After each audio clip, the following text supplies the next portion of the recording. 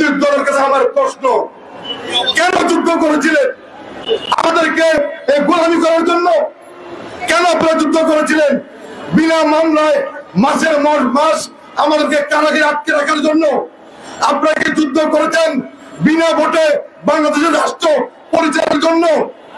আমি আমার মুক্তিযোদ্ধা মুরব্বীদেরকে বলবো, আমরা মুক্তিযুদ্ধ দেখিনি, কিন্তু মুক্তিযুদ্ধের ইতিহাস আমরা পড়েছি, শুনেছি।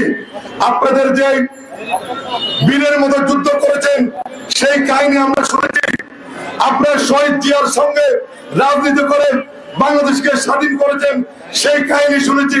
কিন্তু আজকে 50 বছর পর স্বাধীনতা কোথায় গেল? তাহলে কি আরেকটি মুক্তিযুদ্ধের প্রয়োজন আছে?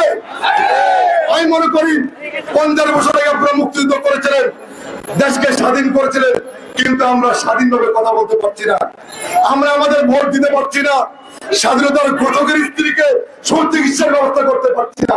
তাহলে কি হবে আমাদের এই স্বাধীনতা দিয়ে?